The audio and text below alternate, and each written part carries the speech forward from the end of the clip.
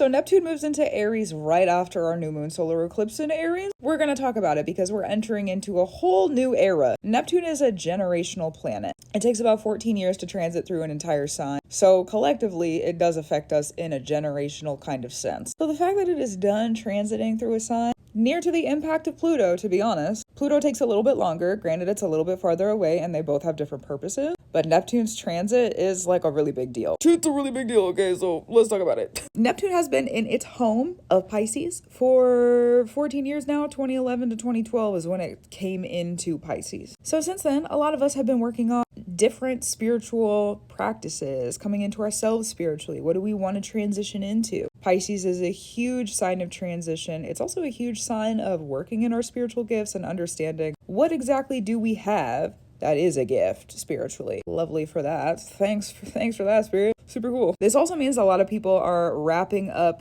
initiations and have been for some time now. Initiations don't just finish like overnight. They take some time. So if you're someone who's been going through initiation and things are closing, or you're feeling like things are coming to a cycle of an end, probably that tracks. So Neptune going into Aries right after the eclipse, crazy, first of all. Secondly, the new moon solar eclipse in Aries, we're ending a really big thing while simultaneously beginning something else. The new moon solar eclipse that was in Aries on April 8th of 2024, that opened the door, and we've been standing in the middle of one thing and the new thing for a while.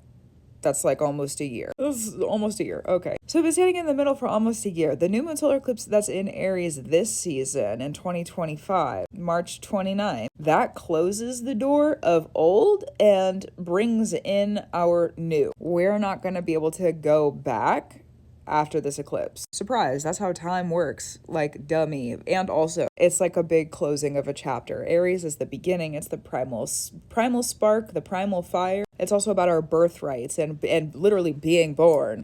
Crazy. So we have an eclipse in that. Also, Aries rules our head. So lots of new ideas, something that's been kind of brewing up here for a year around that. We're now stepping into it fully, if you so decide to. You still have a choice. So if you've been really working with something in your mind, in your head space, and in this season you're like, yeah, I've just got to do it, because the North Node was just in Aries, and the North Node is about receiving new spiritual purposes that are way high up in the sky that we don't understand, we can't explain, but we know we need to go there, and usually we don't have the skill to get there. We've got to figure it out. It's a little nerve-wracking. Is it daunting? Maybe that might be a good word for that.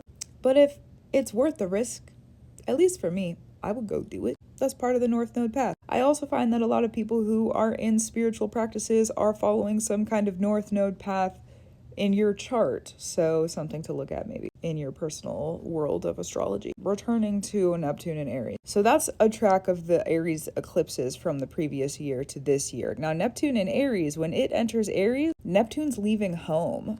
It's not only entering Aries and starting this entire new journey for, what is it, like 167 years, I'm pretty sure? 165, okay. 165 years?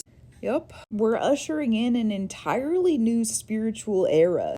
No pressure. No pressure. And because Neptune is a generational planet, this is gonna hit us, impact us.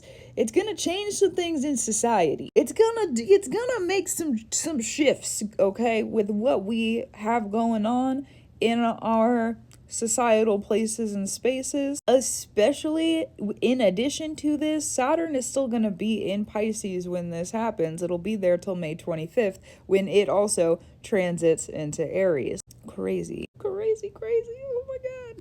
Oh, so Neptune ruling over Pisces, Neptune in Aries ruling over Pisces, where Saturn's still going to be. There's about to be a lot of premonitions. Oh my goodness. I didn't even put that together till now. There's about to be a lot of premonitions from the time that this Neptune enters Aries on March 30th of 2025 to May 25th of 2025. If you are someone who receives collective prophetic messages for long-term transition, protect yourself. Protect your messages, protect your energy, and understand that those messages came to you for a reason and not to anybody else. Do with them what you want to do. Enjoy the authority given to you. Okay. That I didn't even think about that until just now, but yeah, that's something that's going to happen. We're also going to be seeing part of Neptune and Saturn together because they're going to be conjunct, not exactly, but pretty much later this year, and then they'll be conjunct next year in Aries. Part of the association with that is secret societies and like little groups of practice kind of popping up, not necessarily because again the primal spark of things, it's like just to start the fire. It's not necessarily going to be the structure that is a continuation for like thousands of years necessarily, but because they're together in the beginning in Aries, both Neptune and Saturn, eventually later this year, there is going to be some things that start where it might be kind of hard to put the fire out, especially if you're a fire kindler. Okay, you can build a fire, you can grow a fire. If you know what you're doing, it could be a little bit difficult to like smother it. Yeah. So, Neptune moving into Aries right after the eclipse. Let's bring it full circle. Right after the eclipse, we have this huge, monumentous moment where we're closing the door.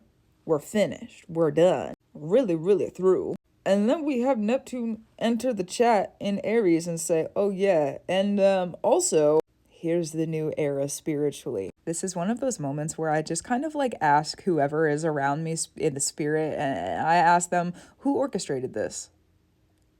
Because clearly someone, somewhere, did. And it wasn't me. Thank God I don't have the power over the planets like that. So yeah. Gratitude, reverence, and love to you. Keep up the brew. Keep doing what you need to do. If you want a full breakdown with transit times and a little bit more information on Neptune and the story of Aries and just like a little bit deeper of an explanation, I wrote a blog on this earlier today. It's over on the website if you're curious about it. Sometimes the blog is a little bit mysterious, so there's that. And if you already follow me over there, thanks so much because the support over there recently has been kind of crazy wild good. So I appreciate you. Thank you. And I think that's it. I think we're through with this one. I'll have more information in another video on some other transits and I'll talk to you then. Yeah.